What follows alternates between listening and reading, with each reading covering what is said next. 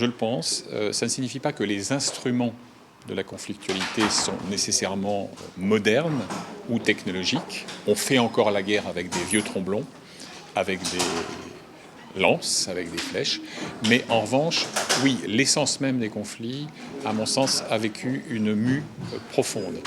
C'est-à-dire que la guerre conventionnelle entre deux armées rivales, un front identifiable, des stratégies constituées, des cessez-le-feu, des avancées, des reculs, etc., tout ça relève maintenant quasiment de l'archéologie polémologique, donc science de la guerre. Ce que je pratique de plus en plus, ce sont des conflits que l'on dit asymétriques, qui peuvent opposer précisément un État, une institution, nationale ou multinationale, à un mouvement de guérilla de type insurrectionnel. Les ressorts du conflit aussi évoluent. C'est-à-dire qu'on est de moins en moins dans des revendications de nature patriotique, nationale comme une entité, et de plus en plus dans des exigences ou des combats qui sont d'essence identitaire, communautaire, voire confessionnel, mais j'emploie ce terme avec beaucoup de précaution parce que ce que j'observe en règle générale, c'est bien davantage l'instrumentalisation du fait religieux que le combat d'essence religieuse. La France est en guerre et elle l'est pour longtemps. Inutile de prétendre le contraire, ce serait une imposture. Elle est en guerre pour des raisons qui tiennent évidemment à son histoire. Il me paraît moralement indéfendable de se dire « ceci ne nous regarde pas » alors que ce que payent certains lieux de conflit, ce sont les héritages ou les sous-produits d'aventures coloniales ou post-coloniales. Coloniale, République centrafricaine. Comment la France pourrait-elle se dédouaner et s'affranchir de ses responsabilités historiques alors qu'elle a été le grand marionnettiste de ce pays fragile depuis son indépendance supposée, et une responsabilité plus immédiate, la Libye. Souvenons-nous que la décision d'engager des bombardements sur Benghazi, qui en soi est défendable, car pour être allé dans la Jamaïria arabe, libyenne, populaire et socialiste sous Kadhafi, je sais combien ceux qui n'étaient pas de la caste au pouvoir pouvaient souffrir.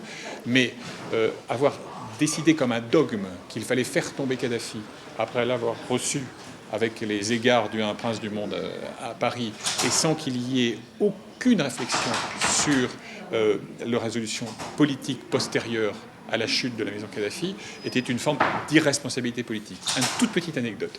Je connais un général français, spécialiste de la coopération militaire. Il a rédigé à plusieurs reprises des notes de mise en garde en disant « Écoutez, moi je ne décide pas, vous décidez. Mais sachez que si vous faites ça, il se passera ceci, ceci, cela. » Les arsenaux à tous les vents, le retour de combattants dans leur pays, tout ça était écrit, connu.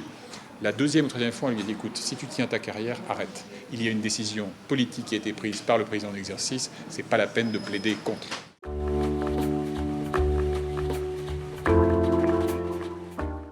Ce qui me paraît un peu préoccupant s'agissant de François Hollande, c'est qu'il donne parfois l'impression de s'être révélé à lui-même dans la dynastie guerrière qui n'est pas du tout sa culture. Moi, je me souviens d'une scène dont j'ai été le témoin où il dit, alors qu'il vient d'arriver à Tombouctou, fraîchement libéré par les forces françaises, et c'est leur mérite, de l'étau djihadiste, donc au nord du Mali, il dit ce jour est, d'une certaine manière, le jour le plus important, c'est le terme qu'il emploie, de ma vie politique. Alors, son émotion est sincère, mais ça me fait penser quand même à la fameuse expression ironique « ce sabre est le plus beau jour de ma vie ». Non, le vrai souci avec François Hollande, c'est que d'une certaine manière, comme il n'a pas de culture internationale profonde, et comme il n'a pas de culture militaire profonde, il s'est un peu mis dans la pogne des militaires, alors pour la bonne cause, mais attention, il est difficile de redescendre et de revenir aux contingences étriquées du social et de l'économique quand on a joué au leader du monde, ce qui est la partition qui est la sienne aujourd'hui et dans laquelle, à l'évidence, il se plaît. Vous êtes en train de nous dire que les politiques sont peu à la hauteur quand même, gauche et droite.